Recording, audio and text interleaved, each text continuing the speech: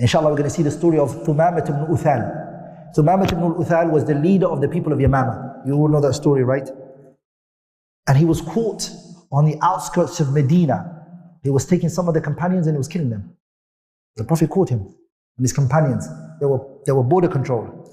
You can't just come into the land, there's border control. Some of the Sahabas, they caught Thumamah, they grabbed him and they brought him to the Prophet. They don't know who he is. The Prophet, as soon as he entered the masjid, he saw him and he said, do you know who this man is that you guys brought? He said, we don't know who he is. The Prophet ﷺ, he said, this is Thumamah ibn Uthal, Maliku Ahli Yamama. He is the king of the people of Yamama. So the Prophet ﷺ allowed him to stay in the masjid. He was captive and he was kept in the masjid for two reasons. And there could be more. Number one, it gives the Prophet ﷺ more access to speak to him all the time because the Prophet's house was connected to the what? To the masjid. That's one. Number two, the Prophet wanted him to see Islam. Does that make sense? Not to just hear about it, to see Islam. So every day the Prophet ﷺ would come by him. First of all, the Prophet ﷺ said he had only one she camel, sallallahu alaihi wasallam, or a little goat, she goat. The Prophet ﷺ said, this one, the milk that comes from it, nobody else should eat, drink it except Thumamah. And all of people of Medina come together and give this man good food. He's a king. He's a highly respected man in his people. So the Prophet ﷺ, and then when Thumamah was told this, he was shocked, taken back by this.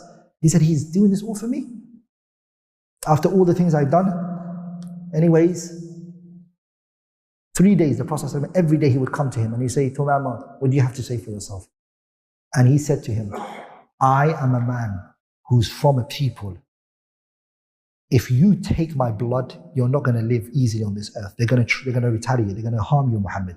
If you let me go now, I'm a very thankful man. I promise I will reward you highly. The Prophet didn't want to hear all of that. He left. The second day, the Prophet said, hey, Thumamah, what do you have to say for yourself? He said the same thing. The Prophet ignored him. The third day, the Prophet asked him the same question. He said the same thing. The Prophet ignored him. And this time, the Prophet went to his companions and he said to them, let him go. Let Thumamah go. Halas, there's nothing we can do about it, right? Thumamah got up. They told him, you can go. He said, really? No conditions, no contract, no nothing. Nothing. I can go. Yeah, you can go. Thumamah's looking around thinking, is no arrow, no one's going to do anything to me. He got it on his riding beast and he left. He returned back at Maghrib by himself. And he said, Ashhadu an la ilaha illallah wa ashhadu anna Muhammadan Rasulullah. The Prophet asked him, Thumamah, why didn't you just take Islam when you were here? That's 3 times why I was coming to you. He said, I didn't want to take Islam while as a captive. I wanted to take Islam on my own accord. I don't want people to say he took Islam because he was forced to take Islam. The Prophet said, okay. Thumamah said, Ya Rasulullah, when your companions brought me, I was going to Mecca to do Umrah. I want to do my Umrah. Can you teach me how to do it? The Prophet said, I will teach you. The Prophet taught him how to do Umrah. He was the first Muslim to ever do Umrah under the banner of Islam. Thumamah, he went to Mecca. And when he went, he screamed, Labbaik Allahumma Labbaik in Quraysh. They all looked around, who's this man? When they came close, they saw it was Thumamah. Some of them wanted to do something. The other one said, stop, man. Do you know who this man is? They said, who? Thumamah.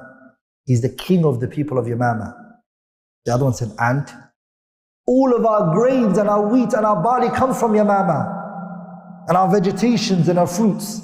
If you stop this, if you do anything to this man, not only they're going to kill us, and it's going to be a war, but we're going to lose all of our food and our sustenance. Let him do what he wants and he's going to go.